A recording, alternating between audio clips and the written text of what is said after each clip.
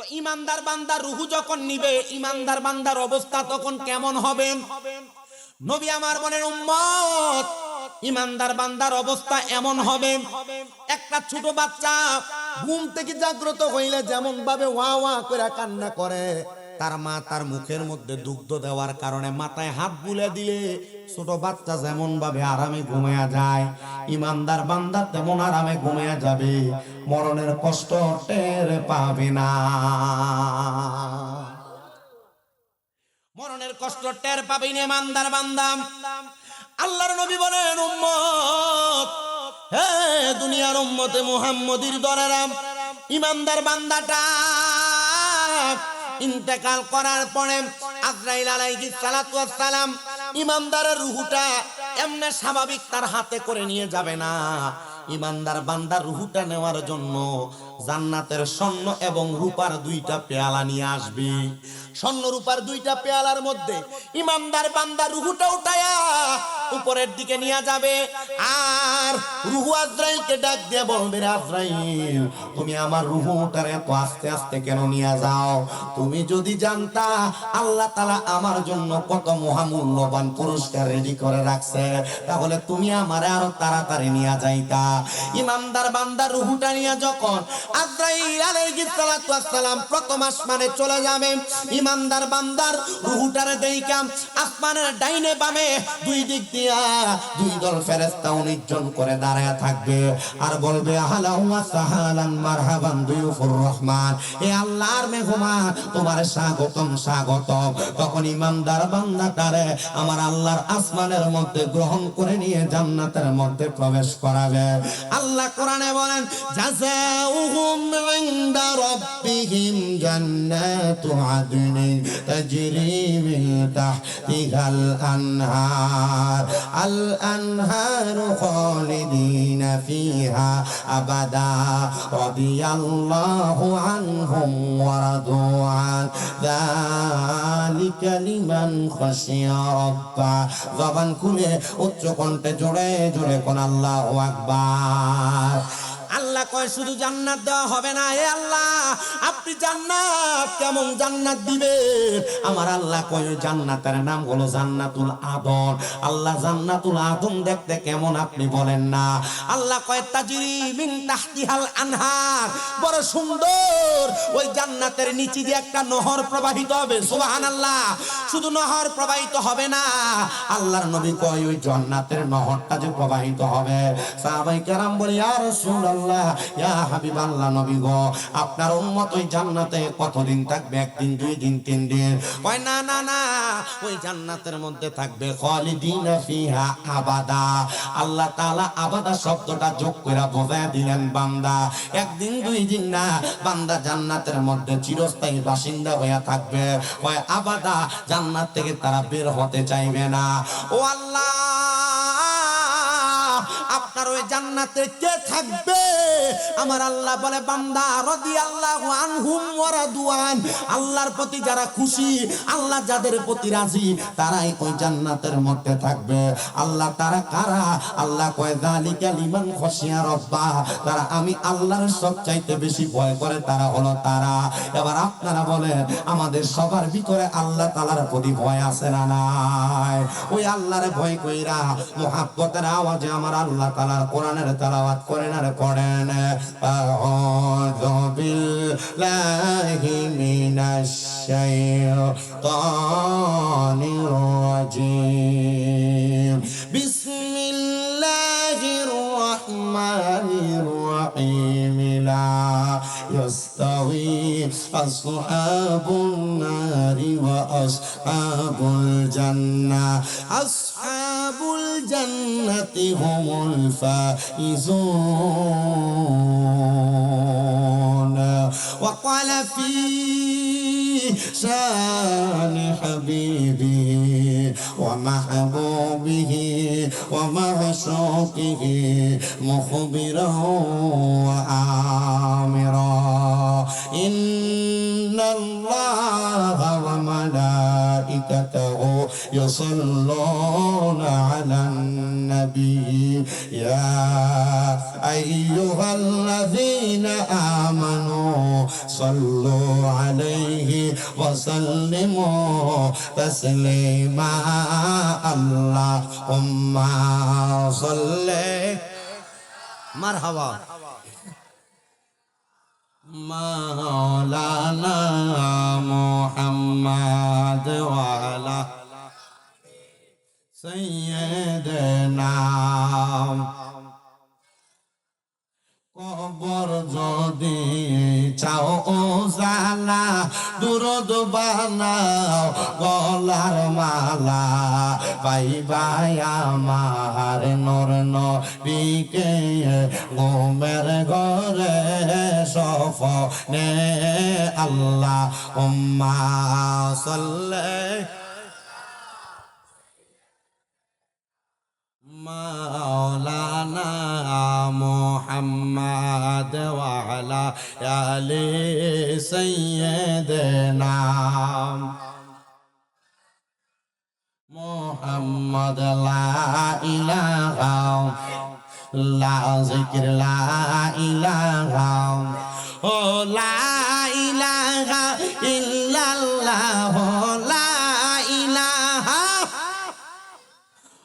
لا إله إلا الله لا إله লা পড়ে নামরা বড় ভাগ্যবান আমরা নবী আল্লাহর মেঘমান বলে নামরা বড় ভাগ্যবান আমরা নবী আল্লাহর মেঘমান আল্লাহ দয়া করে করলেন দান আল্লাহ দয়া করে দান আমরা নবী ইমানের মান লা ইলাহা ইল্লাল্লাহু লা ইলাহা আইরে নামাজ রোজা সাইরনা কে মা বাবার হেদেমত সাইরনা আমার নবীর দরুদ হইল না বলার নবীর দরুদ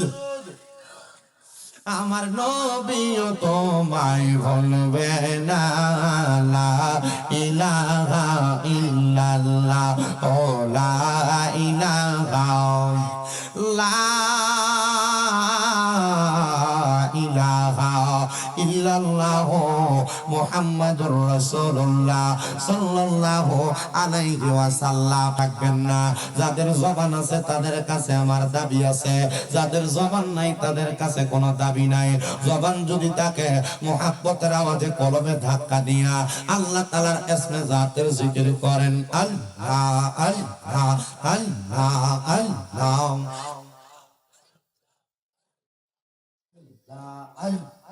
আল্লাহ আল্লাহ দয়াল নবী তুমি গুণময় মারহাবা আল্লাহ আল্লাহ দয়াল নবী তুমি গুণময় মারহাবা আল্লাহ আল্লাহ পাপি তাপি উদ্ধারিতে গো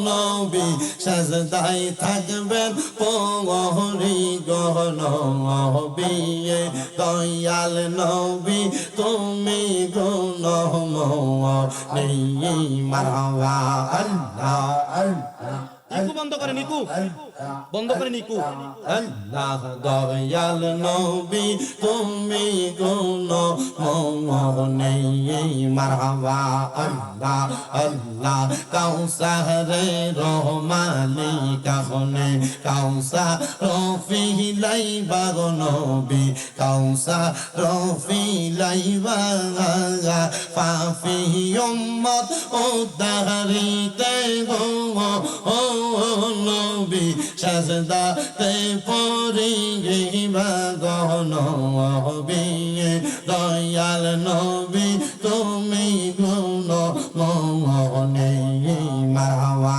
আল্লাহ আল্লাহ আল্লাহ আল্লাহ রাসূল পাইতে আমি বায়াত হইলাম হায়রে আল্লাহ রাসূল পাইতে আমি বায়াত হইলাম মুর্শিদ চাঁদ হই না যে বদনাম মারহাবা আল্লাহ আল্লাহ মুর্শিদ চাঁদ হই না যে বদনাম মারহাবা আল্লাহ আল্লাহ তরিকতের আমল করে কত বাই গেল উপরে আমায় রাইখো শুনো জোরে আমায় রাইখো শুনো জোরে মুর্শিদ আমার কোনো আমল না নাই মারহাবা আল্লাহ আল্লাহ আল্লাহ রাসূল পাইতে আমি বায়াত হইলাম মুর্শিদ চাঁদ হয় না জয় বদনাম মারহাবা আল্লাহ আল্লাহ আমি যেই দিন যাব মোরে আমায় রাইখো শুনো জোরে মুর্শিদ আমায় রাইখো শুনো জোরে আমারা মন লাগাই মুর্শিদ চাঁদ হয় না জয় বদনাম মারহাবা আল্লাহ আল্লাহ আই বড় পীর আব্দুল কাদের আউলি ইয়ার শিরোমণি মারহাবা আল্লাহ আল্লাহ তোমারি ওই নামের গুণে গাও তোমারি ওই নামের গুণে আগুন হইয়া যায় পানি আইব রবির আব্দুল কাদের আউলি ইয়ার শিরোমণি মারহাবা আল্লাহ আল্লাহ লা ইলাহা ইল্লাল্লাহু মুহাম্মাদুর রাসূলুল্লাহ সাল্লাল্লাহু আলাইহি ওয়াসাল্লাম। একটা জবানও বন্ধ রাখবেন না, জবানটা ছেড়ে দিয়ে বলেন জিকির করলাম একজনের, তিনি কি? ওই আল্লাহ তাআলার জিকির করলে লাভ আছে না নাই? আমার ভাইরা বাবারা বন্ধুরা, আমি আর ডাইনে বামে যাব না, ডাইরেক্ট আমার আলোচনার চলে যাই। আমি এখানে আসার পরে এক এক করে আমার মাহফিলের সাবজেক্ট আমি পাইলাম 11টা, কিন্তু 11টা সাবজেক্টের উপরে আমি চেষ্টা করব আপনাদেরকে বয়ানটা টাচ দিয়ে যাওয়ার জন্য। কিন্তু আমি আপনাদেরকে এখানে যারা বসতেন কয়েকটা কথা বলে দিয়ে যাই বাবারা, মনে রাখবেন আপনারা যারা এখানে বসেছেন অনেকে আছেন যাদের দুনিয়াতে মা নাই, আপনারা যারা বসেছেন অনেকে আছেন যাদের দুনিয়াতে বাবা নাই, অনেকে আছেন দাদা দাদি বংশের মানুষ কবরে। আমি জানতে চাই আপনি যদি এখন এই অবস্থায় দেখতেন আপনার কোনো কৃতকর্মের কারণে আপনার মা, আপনার বাবা, আপনার দাদা, আপনার দাদি বংশের মানুষ কবরের আযাবে জ্বলতেছে, আপনি কি তাদের কবরের আযাব মাফ করানোর চেষ্টা করতেন কি করতেন না? আবারও আমি আপনাদেরকে বলি, আপনারা যদি দেখতেন আপনাদের বংশের মানুষ মা বাবা দাদা দাদি নানা নানি আত্মীয় স্বজন কবরে, আপনাদের কোন কৃতকর্মের কারণে কবরের আযাবে জ্বলতেছে, আপনারা তাদেরকে কবরের আযাব থেকে বাঁচানোর চেষ্টা করতেন কি করতেন না? তার মানে বোঝা যায় আপনি এমন কোন কাজ করার কারণে কবরের মধ্যে আপনার মা, আপনার বাবা, আপনার বংশের মানুষ আযাবের শিকার হয়। বুঝতেছেন তো? সন্তান এমন কোন কাজ করবে না যে কাজের কারণে তার মা বাবা কবরের আযাবের শিকার হয়। এ বাবা, বর্তমান সমাজে একজন মানুষই আপনার এলাকার আমার কাছে বলছে, হুজুর আমাদের এলাকার মধ্যে সন্তানরা তাদের মা বাবাকে তারা বিভক্ত করে দেয়, মা বাপরে খানা দেয় না, মা বাপরে বাদ দেয় না, মা বাপরে আলাদা করে দেয়। কষ্ট পাইলাম বিষয়টা, তবে এই কথাটা শোনার পরে আমার মনে আল্লাহর নবীজির একটা হাদিসে মুবারাকা মনে পড়ে গেল। বলে হুজুর হাদিসে মুবারাকাটা কি? আমার নবী বলেন, উম্মত দুনিয়ার জমিনে কোন মা বাপ যদি তার সন্তানের হকটা পরিপূর্ণ আদায় করে, ওই সন্তান কোনোদিন তার মা বাপরে ঘর থেকে বের করে না। ওই সন্তান কোনোদিন তার মা বাপকে ভাত না দিয়া থাকে না। মা বাপ সন্তানের হক আদায় করলে সন্তান মা বাপ যেখানে থাকুক না কেন তাদের হকটা আদায় করবে। এই জন্য আপনারা যারা এখানে বসলেন, আমি আপনাদের সবার উদ্দেশ্যে, বিশেষ করে পর্দার অন্তরালের মা বোন, সোশ্যাল মিডিয়ার মাধ্যমে যে ভাই বাবারা মা বোনেরা শুনতেছে দেখতেছে, আমি তাদের কাছে একটা কথাই জানাই দিতেছি, সন্তান ছেলে মেয়ে শুধু জন্ম দিলে হয় না, ছেলে মেয়ের উপর আপনি মা বাবার কিছু হক আছে। সন্তান বড় হবে কামাই করে খাওয়াইবো, সন্তান বড় হইব আপনার টাকা ইনকাম করে দিবে, এটা শুধু মা বাবার কাম না। সন্তান বড় হওয়ার আগে মা বাবার জন্ম দেওয়ার পরে কয়েকটা দায়িত্ব আছে। আপনারা যদি কষ্ট না নেন, আমি আমার বয়ানটা এখান থেকে শুরু করব। আপনারা মা বাবার হক কি কি জানতে চান কি চান না? আল্লাহর নবী রাহমাতুল লিল আলামিন নবী বলেন, এক নাম্বার, কোন সন্তান জন্মগ্রহণ যখন করে তার মা বাবার প্রথম দায়িত্ব ওই সন্তানের কানের মধ্যে আযান দেওয়া। আযান দেওয়া এক নাম্বার দায়িত্ব। দুই নাম্বার দায়িত্ব, কোন সন্তান যখন জন্মগ্রহণ করে ওই সন্তানের 7 দিনের মাথায় একটা ভালো নাম নির্ধারণ করে দেওয়া। 3 নাম্বার, সন্তান জন্মগ্রহণ করার পরে ওই সন্তানের মাথার চুলগুলা কামায়া দেওয়া।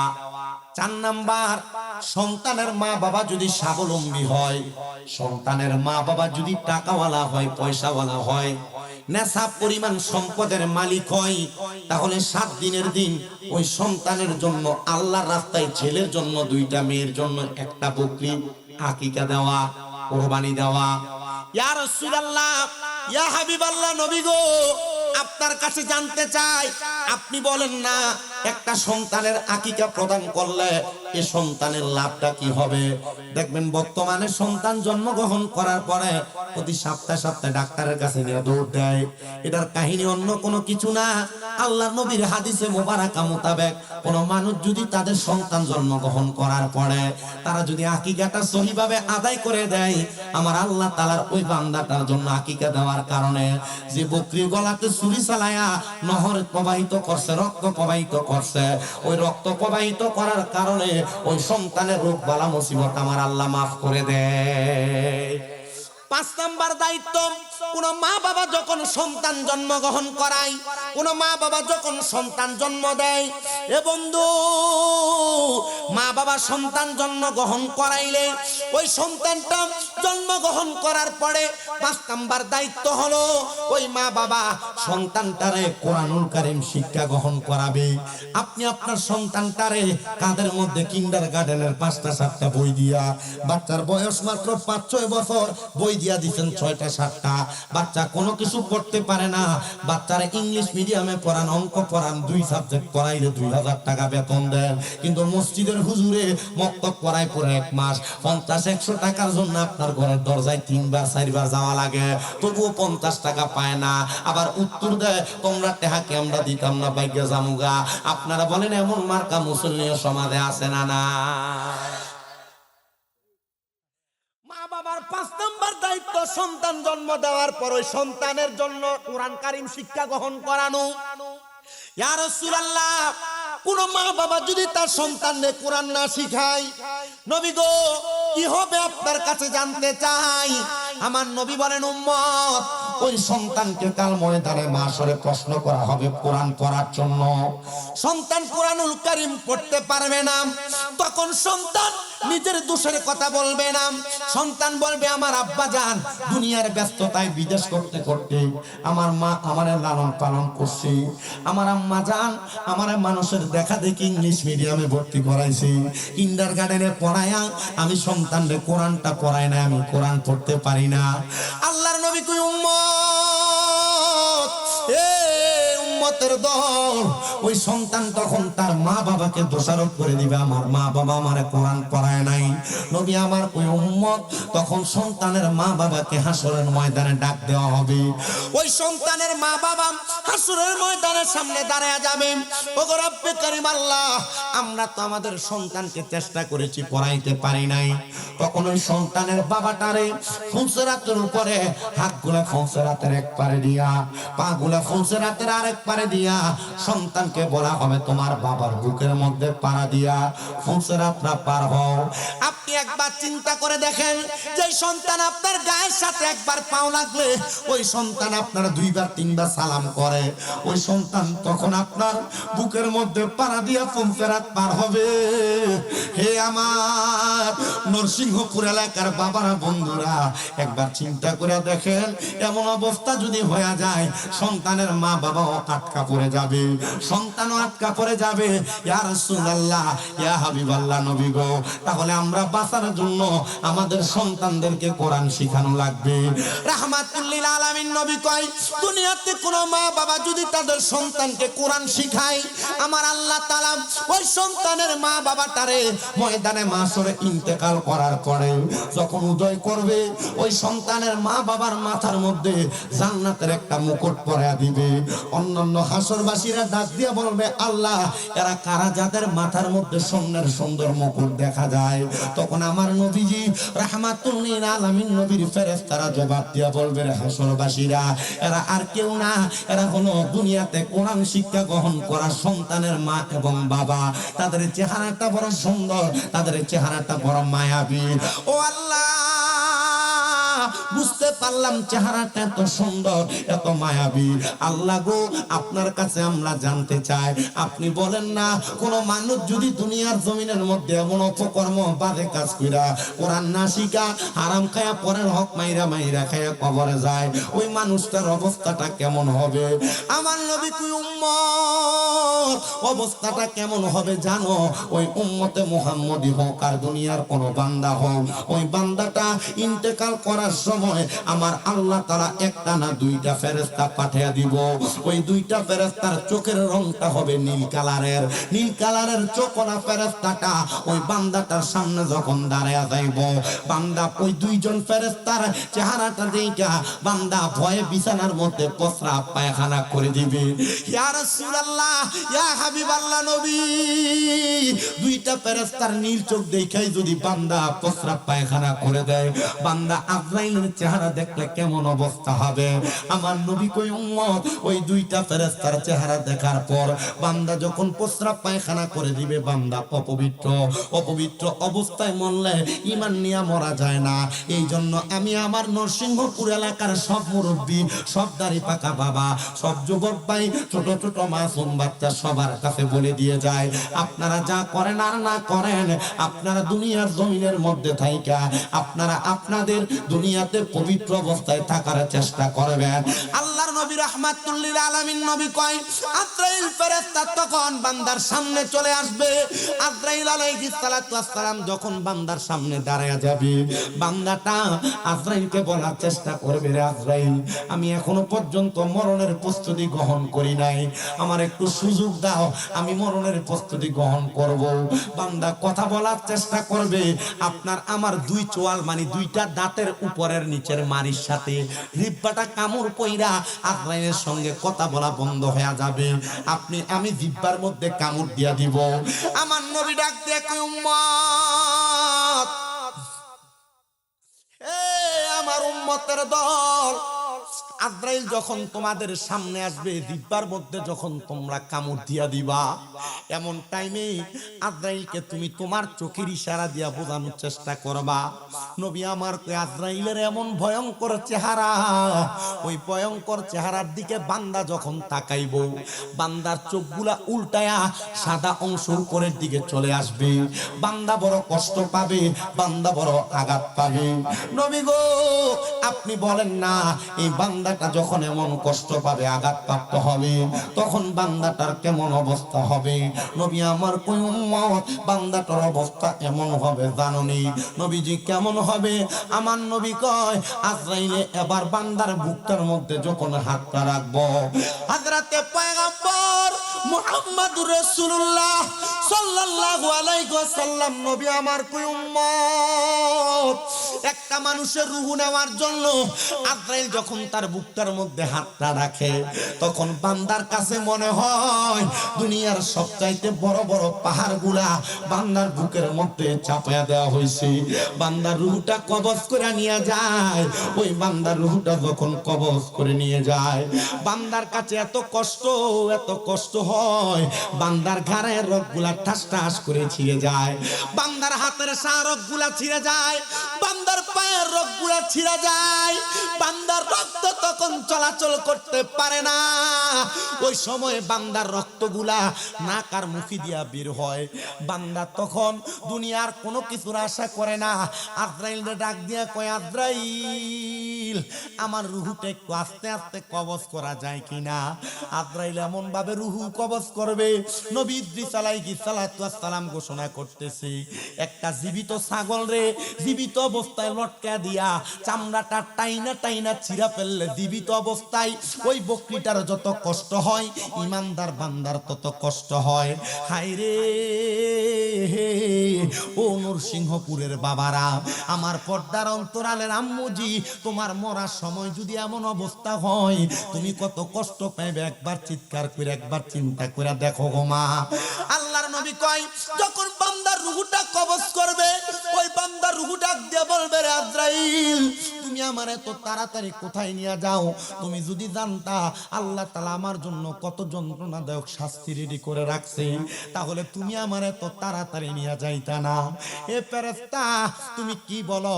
বলে হ্যাঁ হ্যাঁ হ্যাঁ, তুমি আমার এত তাড়াতাড়ি নিয়ে যাও না।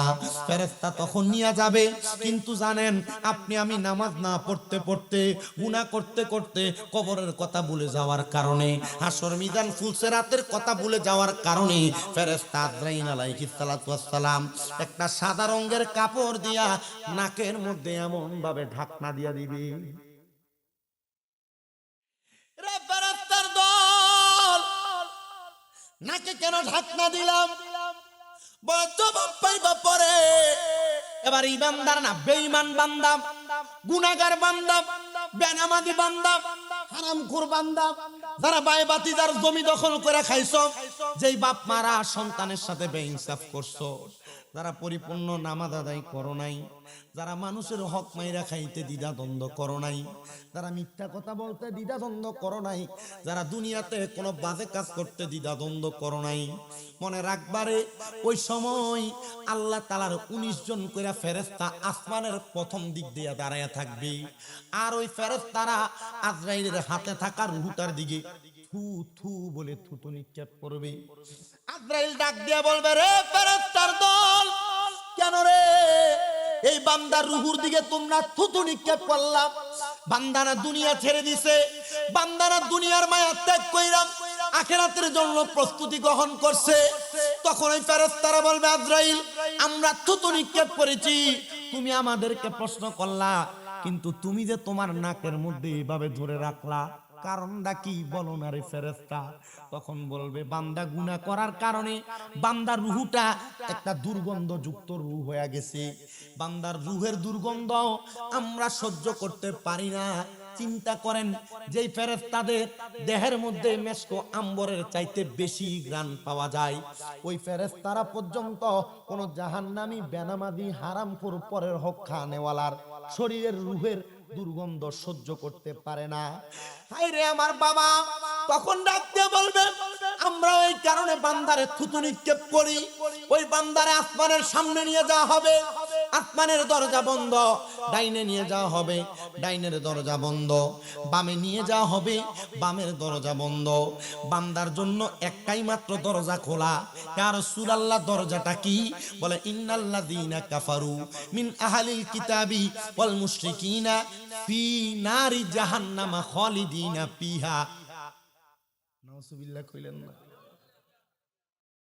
উলাইকা হুম শাররুল বারিয়া, যারা কুফরি করে, যারা আহলে কিতাবের অন্তর্ভুক্ত, যারা দুনিয়াতে মুশরিক, আমার আল্লাহ তাআলা এদের ঠিকানা রাখছে ফি নারি জাহান্নামা খালিদিনা ফিহা, জাহান্নামের চিরস্থায়ী বাসিন্দা।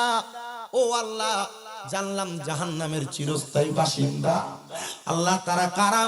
উলাইকা হুম শাররুল বারিয়া, এরা হইল দুনিয়ার সবচাইতে বাজে মানুষ, সবচাইতে খারাপ মানুষ। আল্লাহ, এরা যখন কবরে যাবে এদের অবস্থা কেমন হবে? এ দুনিয়ার মানুষ সংসারের মায়ায় পয়রা, টাকা পয়সার মায়ায় পয়রা, স্ত্রী পুত্রের মায়ায় পয়রা দুনিয়াতে নামাজ পড়ো না, ইবাদত করো না, দুনিয়ার জমিনের মধ্যে তুমি গুনাহের সাগরের মধ্যে সাঁতার কাটতেছো। তুমি কি জানো ওই কবরে একদিন দুই দিন না, সর্বনিম্ন একটা জাহান্নামীর 3000 বছর জাহান্নামে জ্বালাইব। দুনিয়ার একদিন, দুনিয়ার 2 দিনের মতো না, দুনিয়ার 500 বছর, জাহান্নামের মাত্র একদিন। তোমার যখন 3000 বছর জ্বালাইব, তুমি তখন সে আযাব সহ্য করতে পারবা না। এই জন্য দিন দুনিয়ার মায়া ত্যাগ কইরা, কবর হাসরের কথা চিন্তা কইরা, দুনিয়ার জমিনে আল্লাহর ইবাদত নবীর দুরূদের মাধ্যমে জীবন কাটাও। আশেক বলে, ওরে সংসার সংসার কইরা ববে গো, করলি না বন্দিগি, কিভাবে কাটা আইবা মনরে, কবরের জিন্দেগি রে, আইরে ওরে জীবন গুনায় গুনায় গেল রে, আইরে ওরে জীবন গুনায় গুনায় এলো রে, আইরে সংসারেরি মা আয় পয়রা গো, ডাকলি না মাওলা রে, হিসাবে কিন্তু দিতে হবে গো, ওই পারে হাসরে গো, হায়রে ওরে জীবন গুনায় গুনায় গেল রে, কন্যা ওরে জীবন গুনায় গেল রে, হায়রে ফজর গেল গো ঘুমের ঘরে গো, জোহর গেল কাজে, আসর গেল খেলাই ধুলাই গো, মাগরিব গেল এলাই গো, হায়রে ওরে জীবন গুনায় গুনায় গেল রে, কন্যা সংসার সংসার কইরা ববে গো, করলি না বন্দিগি,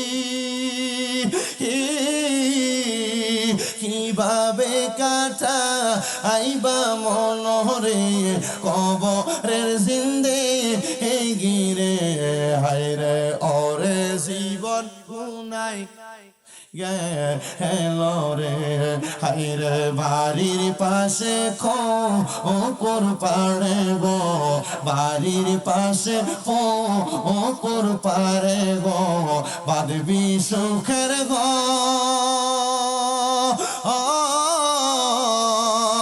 ভাইও নাই তোর বান্ধব নাই রে, কে লইবে খবর রে, হায়রে ওরে জীবন গুনায় গুনায় গেল রে, হায়রে ওরে জীবন গুনায় গুনায়।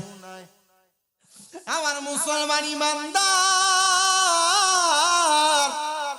এবার ওই আল্লাহর বান্দাটার একদিন দুই দিন না 3000 বছর জ্বালাইব জাহান্নামের মধ্যে।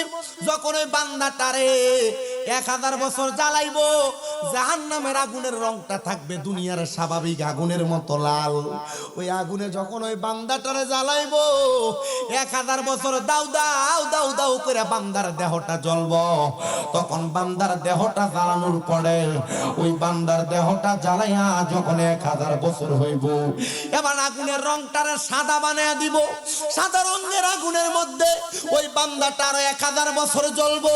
1000 বছর জাহান্নামের আগুনে জ্বলার পরে এবার বান্দার জাহান্নামের আগুনের রংটারে কালা বানাইয়া দিব। কালো রঙের আগুনের মধ্যে ওই বান্দা যখন 1000 বছর জ্বলবো, ওই বান্দাটা জাহান্নামের আগুনে জ্বলার পরে 3000 বছর যখন পরিপূর্ণ হয়ে যাবে, ওই বান্দাটার জাহান্নামের আগুন থেকে ওই বান্দার মুক্তি দেওয়া হবে। আমার নবী কই উম্মত, এই উম্মত জানো, দুনিয়ার কোন মানুষকে স্বাভাবিকভাবে চুরি করার কারণে জানেন আপনারা, যদি মাত্র 3 মিনিট কেউ মেন্দা দিয়া লাঠি দিয়া বাইরায়, মানুষ স্বীকার করে নেয় হ্যাঁ আমি চোর, আমি চুরি করছি। সাহাবায়ে কেরাম বলে নবী গো, ওই মানুষটাকে কি 3000 বছরে একটু শান্তি দেওয়া হবে না? আমার নবী কয় হ্যাঁ, ওই মানুষটারে তাকাসসুর নামক একটা জায়গাতে দাঁড় করানো হবে। তখন বান্দাকে বলা হবে বান্দা কি বলবা বলো।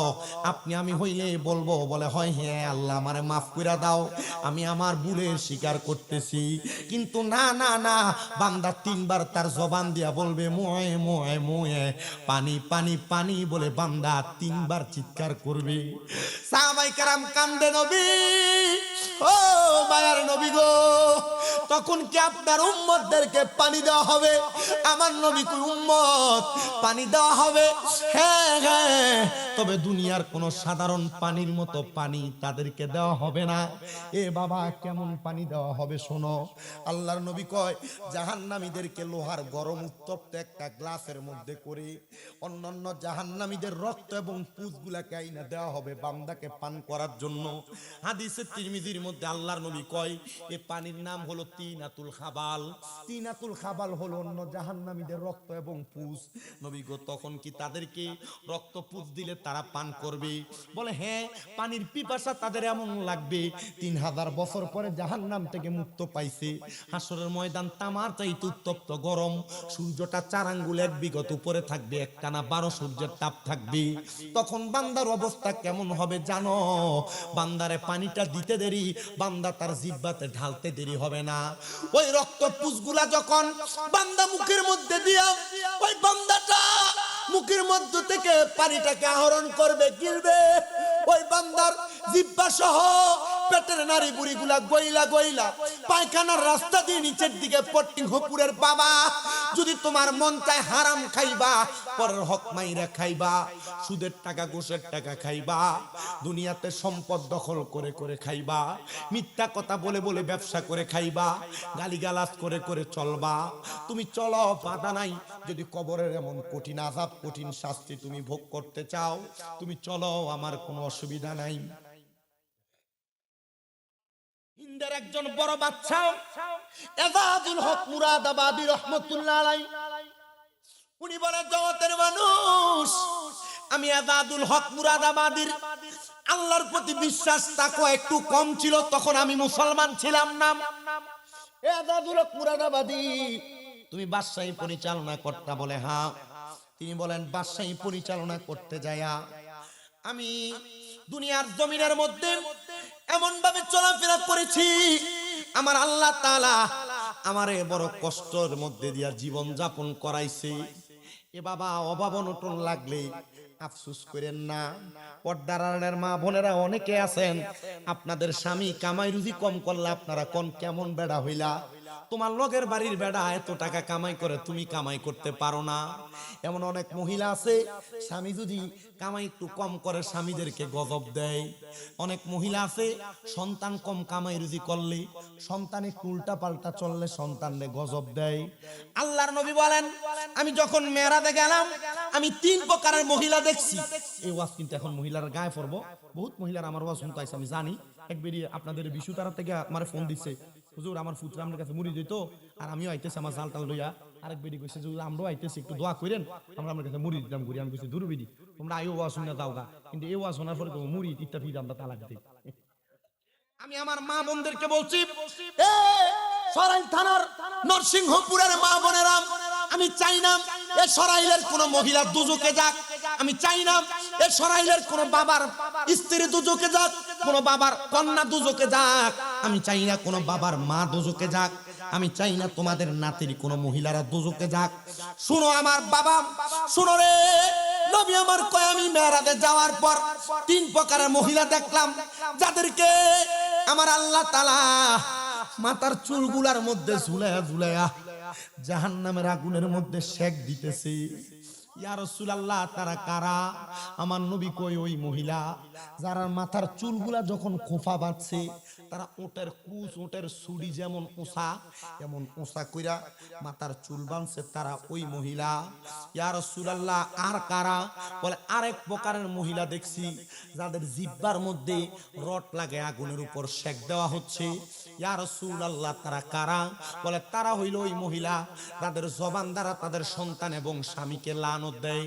এমন অনেক মহিলা আছে আল্লাহর গজব তোর উপরে পড়ে না, আল্লাহর লানত তোর উপরে পড়ে না, এমন কথা বলে। নবী কয় ওই মহিলাদের জিহ্বার মধ্যে গরম রড লাগে, সেক দেওয়া হবে আগুনে। নবী কয় ৩ নাম্বার আরেক প্রকার মহিলা দেখছি, যেই মহিলাদের স্তনের মধ্যে লোহার রড লাগায় দিয়ে আগুনের মধ্যে সেক দেওয়া হচ্ছে। ইয়া রাসূলুল্লাহ, তারা কারা? নবী কয় ওই মহিলা যারা পোশাক পরে উলঙ্গ, যারা পোশাক পরে উলঙ্গ, যারা পোশাক পরে উলঙ্গ। এ বাবা, পোশাক পরে উলঙ্গ কোন মহিলাটা? দেখবা তোমার মা, তোমার মেয়ে, তোমার বোন, তোমার স্ত্রী পোশাক পরে, কাপড় পরে, এমন টাইট তার শরীরের অঙ্গভঙ্গি সব বোঝা যায়। নবী ওই মহিলার কথা বলছি, এমন পাতলা কাপড় পরে যেই পাতলা কাপড়ের উপর দিয়া তার শরীরের স্ট্রাকচার সব বোঝা যায়। পোশাক পরলে যেমন অবস্থা, না পরলে তেমন অবস্থা। নবী আমার কই ওই মহিলাদেরকে জাহান্নামের স্তনের মধ্যে রড লাগায় দিয়ে সেক দেওয়া হবে আগুনের মধ্যে। আরেক প্রকার মহিলা দেখছে, নবী কই ওই মহিলা যেই মহিলারা তাদের স্বামীর অবাধ্য। এ পর্দার অন্তরালের মা, আমি আমার ওয়াদের মাঝখানে মাঝখানে বিভিন্ন বিষয়ে টাচ করে যাই, আমি চাই না গো তোমরা দুজকে যাও। আমার নবী কই ওই মহিলা যেই মহিলাগুলা তাদের স্বামীর আদেশ মানে নাই। মহিলা, তুমি তোমার জামাইয়ের আদেশ ছাড়া সরাইল বাজার পুরাটা ঘুরে ফেলো। আল্লাহর নবীজি রহমতের নবী কয় কোন মহিলা তাদের স্বামীর আদেশ ছাড়া বাবার বাড়িতেও যাইতে পারবে না। বাবার বাড়ি দূরের কথা, বেটি স্বামীর আদেশের কথা চিন্তা করে না, ব্রাহ্মণবাড়িয়া শহর পুরাটা বাজার করে চলে আসে। কথা বলেন, এমন অবাধ্য মহিলা আছে না নাই?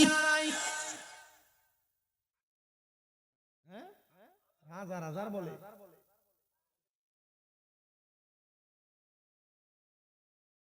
করার কিছু নাই জামাই। এমন অনেক মহিলা আছে, আমার মাঝে মাঝে অনেক প্রবাসীরা ফোন করে বিচার দেয়, হুজুর আমার স্ত্রীকে আমি কত ডাক দেই, আমার স্ত্রী আমার আদেশ মানে না। হুজুর আমার স্ত্রীর আমি বলি বাইরে বের হয় না, স্বামী বিদেশ থাকে, মোবাইলে কল করলে বহু মহিলাদের ইমু কলের মধ্যে বিধি পায়, হোয়াটসঅ্যাপে বিধি পায়। বহু পুরুষ মানুষ প্রবাস থেকে বিচার দেয়, হুজুর স্ত্রীর আদেশ স্বামীর আদেশ মানে না, এগুলার ব্যাপারে একটু ওয়াজ নসিহত করে দিয়া যায়েন। মা, যদি জাহান্নামে যাইতে চাও স্বামীর অবাধ্য হও, কোনো বাধা নাই। এই যে প্রবাসীরা বিচার দেয়, এটার কারণে তো আমি মাঝে মাঝে চিন্তা করি প্রবাসীরা এত কষ্ট করে কোন ছেলে মেয়ের লাগা, কোন স্ত্রীর লাগা। বৌদ্ধ নিজেই প্রবাসীদের কথাটা শোনে না। আমি বলবো তোমার স্বামী তোমাদেরকে খাওয়ানোর জন্য এত কষ্ট করে বিদেশে, আর তুমি তোমার স্বামীর কথা মানো না, আদেশ শোনো না। মনে রাখো মা, তুমি দোজকে যাইবা, কেউ তোমার বাধা দিয়ে রাখতে পারবে না। আমার কুমিল্লার চান্দিনার একটা ছেলে কল দিছিল কয়েকদিন আগে, আমার ফোন দিয়ে হুজুর আমার 7 বছরের ইনকামের টাকা পয়সা সব আমি আমার স্ত্রীর অ্যাকাউন্টে পাঠাইছি।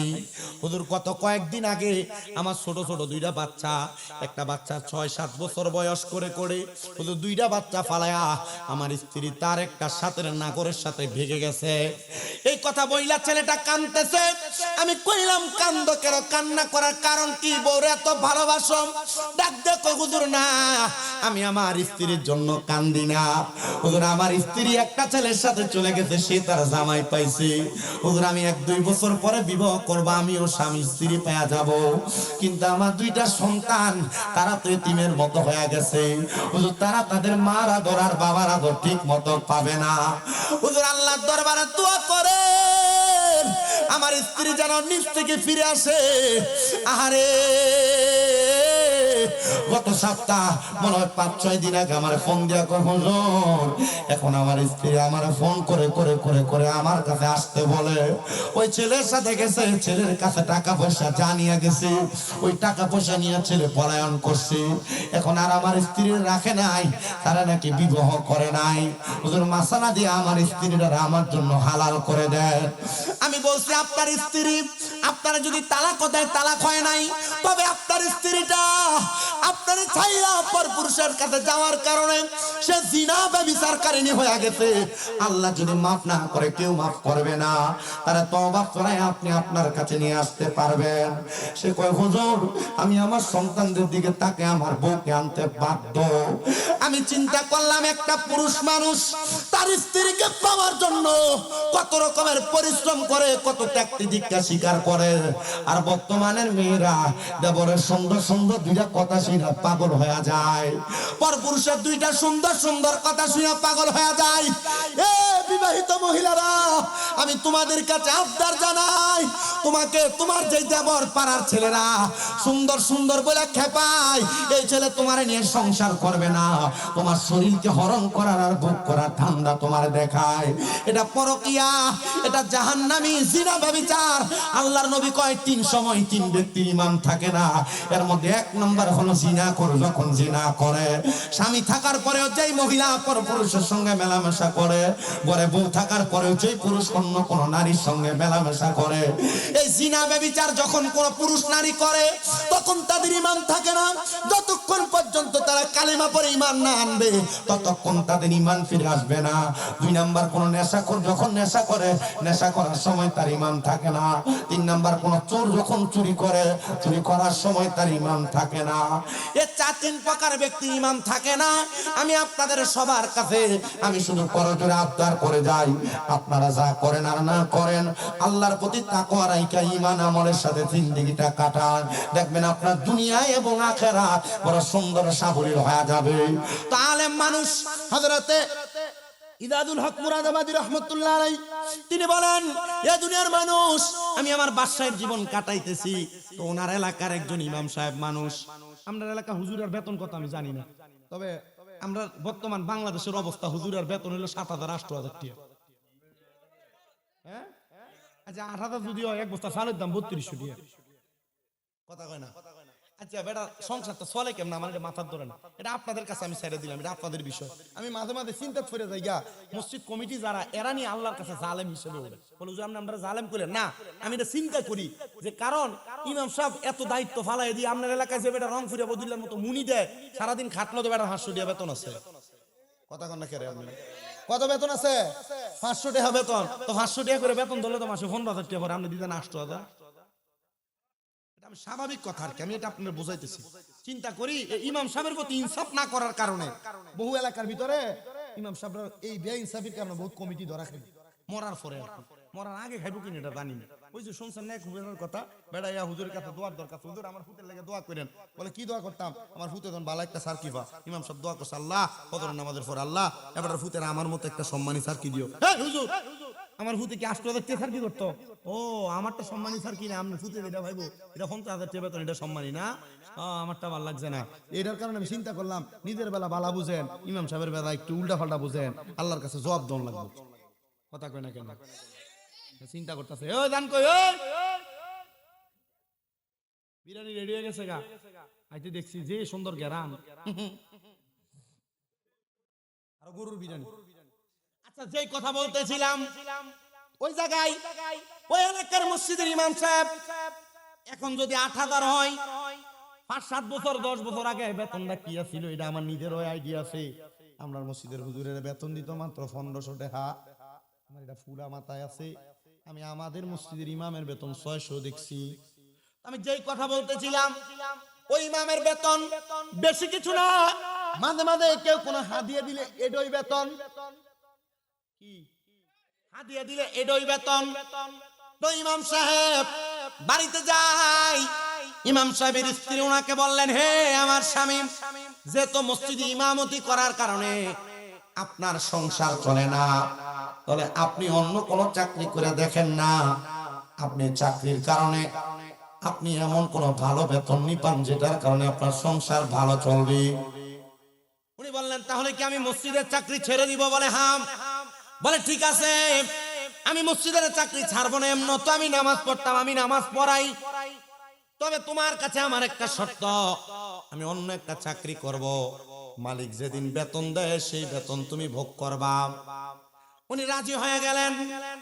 উনি মসজিদে নামাজ পড়ায় আল্লাহর দরবারে বারবার বারবার কান্নাকাটি করে, আল্লাহ আমার স্ত্রী আমি কি দিয়া বুঝাইতাম। এ মা বোনেরা, আপনার স্বামী যা ইনকাম করে তা আপনি খাইতেছেন, আপনার স্বামীকে হালাল কামাই করে খাওয়ায় না হারাম কামাই করে খাওয়ায়, একবারও আপনি চিন্তা করেন না। মাগো, হালাল হারাম বাচ্চা না চলার কারণে আপনিও কিন্তু আল্লাহর দরবারে এটার জন্য জবাবদিহিতা করা লাগবে। স্বামী কি কামাই করে, হালাল খাওয়ায় না হারাম খাওয়ায়, এটার জবাব দিতে আপনাকেও করা লাগবে। ওই হুজুর ইমাম সাহেব মানুষ আল্লাহর দরবারে দোয়া করে, আল্লাহ আমার অন্য কোনো আমল নাই, আল্লাহ সম্পদ কামাই করার মতো আমার কোনো টাকা পয়সা নাই, আল্লাহ তুমি আমার দোয়াগুলো কবুল করে নাও, আল্লাহ তুমি আমারে কিছু সম্পদ দান করে দাও। উনি বলেন আমি তাহাজ্জুদ করে সারা রাত পর্যন্ত ইবাদত করে বাড়িতে গেছি, আমার স্ত্রী আমার হাতের দিকে তাকিয়ে রইছে, আমার স্ত্রী তাকিয়ে দেখে আমার হাতে শুধু নামাজের মুসল্লার তাসবিহ নিয়ে আমি বাড়িতে যাচ্ছি। স্ত্রী ডাক দিয়ে কয়, স্বামী আপনি কেমন মালিকের কাজ করলেন, আপনার মালিককে আপনার দুনিয়া জমিনে এখন আজকে টাকা পয়সা দেয় নাই। স্বামী চিন্তা করে আর চোখের পানিগুলা বন্ধ করে ছেড়ে দিছে, ডাক দিয়ে স্ত্রী গো, আমি এমন একটা মালিকের চাকরি করি, মালিকের যখন মন চাইবে তখন আমারে টাকা দিবে, বেতন দিবে।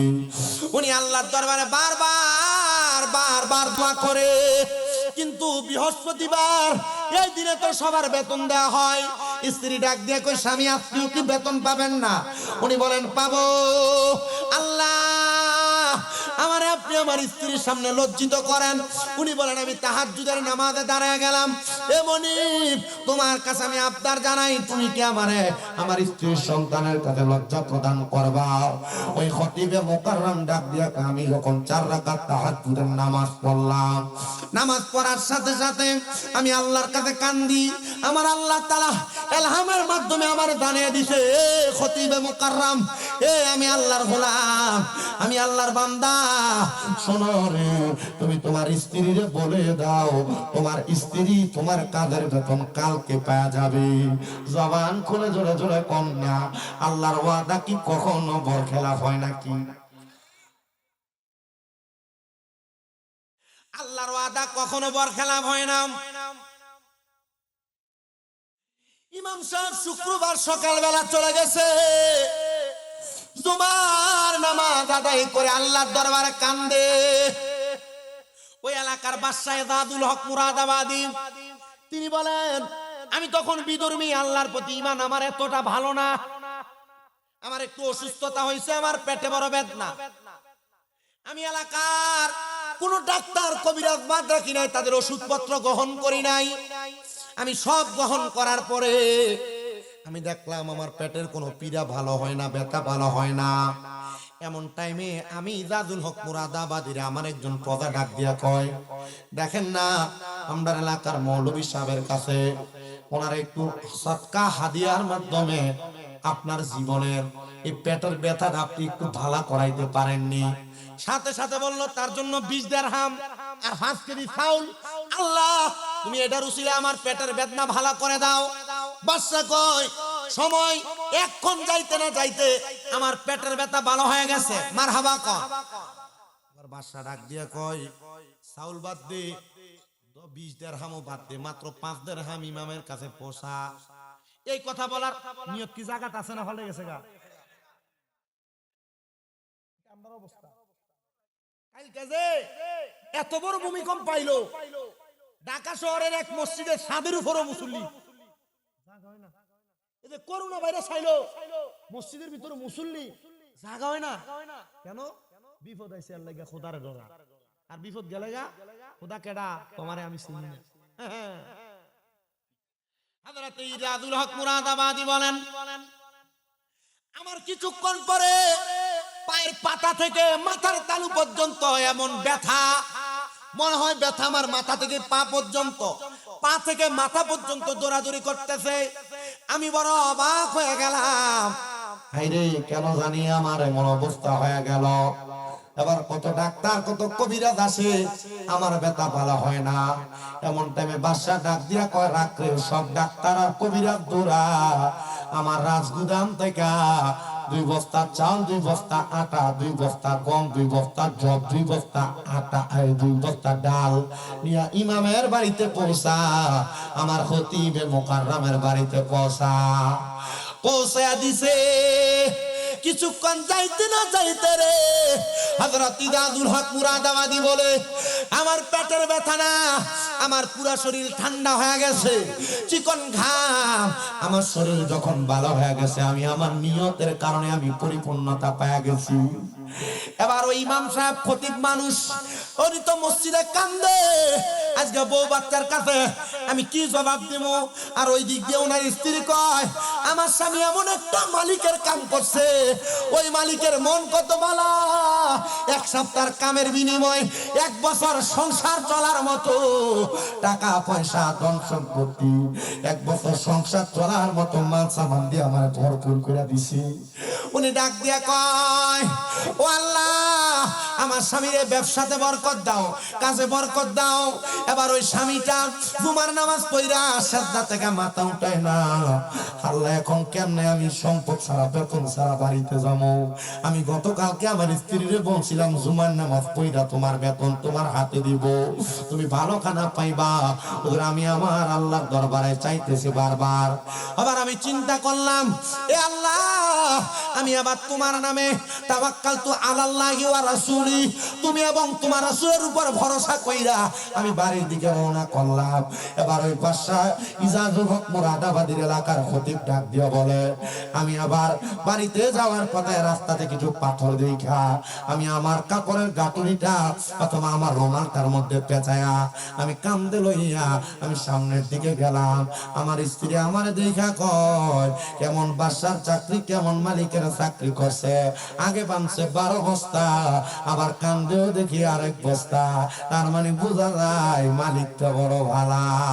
আপনারা বলেন, ইমাম আর খতিবে মুকাররম এমন একজন মালিকের চাকরি করছে, ওই মালিক একজন, তিনি কি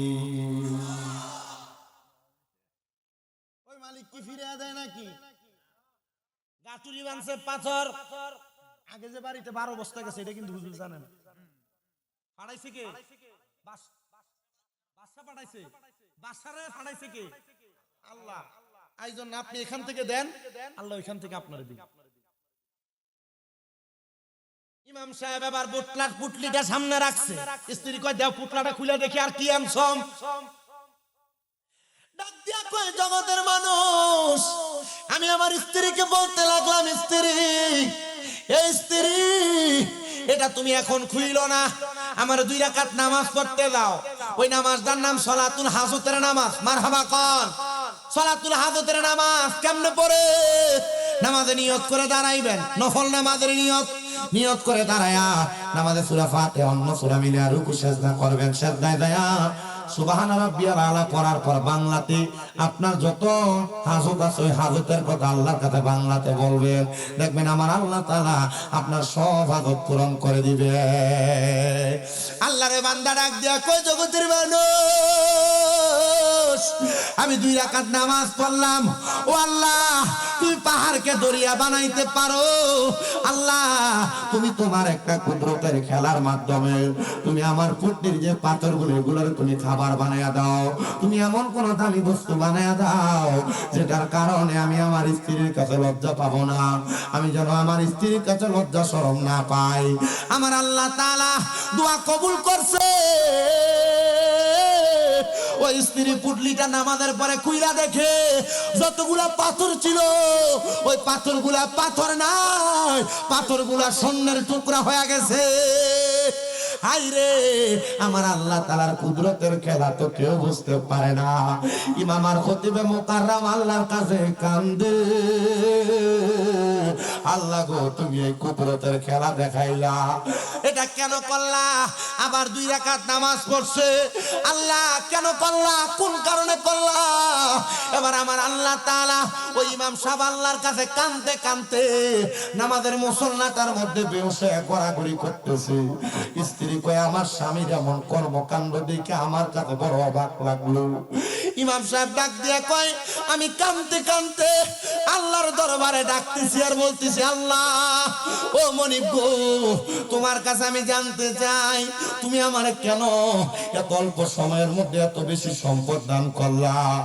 এবার উনি ডাক দিয়া কয়, আমি যখন কান্না করতে করতে নামাজের মুসল্লাতে বেহুশ হয়ে গেছি, আমি দেখছি রে আমার সামনে সাদা রঙের পোশাক পরনেওয়ালা একটা পুরুষ আর একটা মহিলা আসছে, আমার মাথায় হাত বুলিয়ে দে আর ডাক দিয়া কয়, বাবা আর কান্দো না।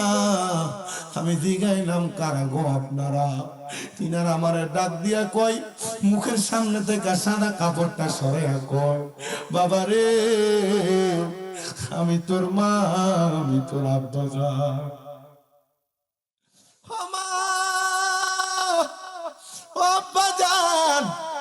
আপনারা কেমনে গো আমার সামনে? জানোস রে আমার আল্লাহ তাআলা তোর এত সম্পদ এত খাবার দিয়া স্ত্রীর সামনে বেয়াজ্জতি করে নাই, লজ্জা দেয় নাই। এটার একটাই মাত্র কারণ, তুমি সন্তান তাহাজ্জুদের নামাজ আদায় কইরা আমরা জন্য যখন দোয়া করছো, ওমাগফিরাতু লাহুমা, আমরা কবর থেকে তোর জন্য দোয়া করছি। আমার আল্লাহ তাআলা এই জন্য তোরে এত সম্পদ আর খাবারের ব্যবস্থা করে দিছে। এ নরসিংহপুরের বাবা, আমি জানি না কার মা কবরে কার বাবা কবরে। আপনারা দুনিয়াতে এমন কোন নেক আমল করেন কিনা, আপনার যেই নেক আমলের কারণে আল্লাহ তাআলা আপনার মা বাপরে কবরে ভালো রাখবে, আর আপনার মা বাবা কবরে থেকে আপনার জন্য ক্ষমা প্রার্থনা করবে। এমন অনেক সন্তানে জান্নাতের বাগান মাহফিলে বসছে, তারা তাদের মা বাপ মরে নাই, এখনো বেঁচে আছে, ভাত দেয় না। সন্তান যদি এমন থাকো, মা বাপরে বাদ দাও না, মা বাপরে ধমক দিয়া ঘর থেকে বের করে দিছ। তোমরা 2-3 ভাই, মা বাপ সকালে এক ঘরে, দুপুরে এক ঘরে, রাত্রে এক ঘরে ভাত খায়। মা বাপের খাওন খোরাক লয়ে এলাকাতে এলাকাতে বিচার বসা লাগে, বৈঠক বসা লাগে। এ সন্তান দে তোর পাও আমার সামনে দে, আমি তোর পাও যদি জিব্বা দিয়া পরিষ্কার করে দে, আমার কোনো ক্ষতি হবে না। কারণ তুমি শুধু আমি শামীম দাদার ওয়াজ না, ব্রাহ্মণবাড়িয়া জেলার বড় হুজুর দিয়া যদি ওয়াজ করাও, আর মা বাপরে যদি ভাত না দাও, মা বাপরে বউয়ের কথা শুই না যদি ধমক দাও, মা বাপরে আলাদা করে দিয়া থাকো, আল্লাহর কসম করে বলি তোমার এমন ওয়াজ মাহফিল শুনে কোনো লাভ হবে না। আর অনেক সন্তান যারা মা বাপরে ধমক দাও, মা বাবার সঙ্গে বাজে কথা বলো, আমি তোমাদের কাছে করো করে আবদার করি, সন্তানের দলেরা তোমরা এখান থেকে বাড়িতে যাইয়া মা বাবার পায়ে ধরে মাপ চাইবা। যতক্ষণ পর্যন্ত তোমার মা বাপ মুখ দিয়া বলছে মাফ করে দিছি, ততক্ষণ পর্যন্ত মা বাবার পাও তুমি ছাইরো না। এ সন্তান আজকের মাহফিল কবুল হবে কি হবে না, এটার গ্যারান্টি কেউ দিতে পারবে না। তবে আমি শামীম দাদা একটা গ্যারান্টি দিয়া বইলা দিয়া যাই, আগামীকালকে যদি দেখো নরসিংহপুরের কোন দোকানে বৈশা কোন মুরব্বী বলে, হ্যাঁ কুমিল্লা থেকে আগত শামীম দাদা ছোট মানুষ, তার কথা শুনে আমার ফুটে বাড়িতে যায় আমার পায়ে ধরে মাপ চাইছি, তাইলে মনে করবা মাহফিল আল্লাহর দরবারে কবুল হয়ে গেছে। অনেক সন্তানেরা চিন্তা করে, হুজুর আমি তো কোনোদিন আমার মা বাবার সাথে কোনো অন্যায় করি নাই, আমিও কি মাপ চাইবো? হ্যাঁ হ্যাঁ সন্তান, তুমি অন্যায় করো আর না করো, মা বাবার পাশে মাপ চাইলে দাম কমে না, সম্মান কমে না, ইজ্জত কমে না। আমার দিকে তাকিয়ে দেখো, আমি শুধু মা বাবার পাশ দিয়া সালাম করি না, শুধু মাপ চাই না, আমি মাঝে মাঝে সুযোগ পাইনি আমি আমার মা বাবার পায়ের মধ্যে চুমা দিই। আমি যেদিন শুনছি মা বাবার পায়ে চুমা দিলে আল্লাহর জান্নাতের চৌকাঠে চুমা দেওয়ার সওয়াব পাওয়া যায়, আমি ওই দিনে আমার আম্মা আব্বারে ঘরের মধ্যে যাইয়া তাদের পায়ের মধ্যে চুমা দিছি রে চুমা। সন্তান আম্মা আব্বার পায়ে চুমা দিতে পারবা কিনা আমি জানি না। অনেকে চিন্তা করে, হুজুর যাদের বাড়িতে আব্বা আছে তারা বাড়িতে যাইয়া বাবার পায়ে ধরে মাপ চাইবো, আমার তো আব্বা নাই, আমি কার পায়ে ধরে মাপ চাইবো? অনেকে চিন্তা করে হুজুর যাদের বাড়িতে মা আছে তারা বাড়িতে যাইয়া মার পায়ে ধরে মাপ চাইবো। হুজুর আমার তো মা নাই, আমি কার পায়ে ধরে মাপ চাইবো? সন্তান যাদের মা নাই, যাদের বাবা নাই, একটু পরে আখিরি মুনাজাত হয়ে যাবে রব্বির হামহুমা কামা রাব্বায়ানি সগীরা বলা। কোন সন্তান যদি চোখের মনি কোটার মধ্যে একটা মাছির মাথা পরিমাণ পানি চাইরা কান্দে, ওই পানিটা মাটিতে পড়ার আগে আমার আল্লাহ তার মা বাবার জীবনের গুনাহ মাফ করে দেয়। আমি জানি না কত সন্তান জানি তার মারে হারায় কান্দে, কত সন্তান জানি তার বাবারে হারায় কান্দে। আমি জানি না তাদের বাবা মা তারা বড় কষ্ট করে মানুষের মতো মানুষ করে দিয়া আজ তাদের আব্বা কবরে। আব্বা জানি ঈদের দিনে নতুন কোন জামা কাপড় কিনা পরছে না, পুরান জামা কাপড় পরে আব্বা ঈদের ময়দানে গেছি, কিন্তু তুমি সন্তানরা নতুন জামা কাপড় কিনা দিছে। আব্বারে যদি জিগাইতা আব্বা আপনি যদি নতুন কোন জামা কাপড় কিনছেন না, আব্বা কইতে এখন তোরা না ঈদ করবি, এখন কি আর আমরা ঈদের বয়স আসেনি। আব্বা অভাবের কথা কইতো না। এখন এমন আব্বা কবরের বাসিন্দা, সন্তান তোমার কাছে লাখ লাখ হাজার হাজার টাকা, আব্বার 500 টাকা দিয়ে একটা লুঙ্গি কিনা পরাইতে পারো না, আব্বার একটা পাঞ্জাবি পরাইতে পারো না। আব্বা জান কবরের বাসিন্দা হয়ে শুয়ে রইছি।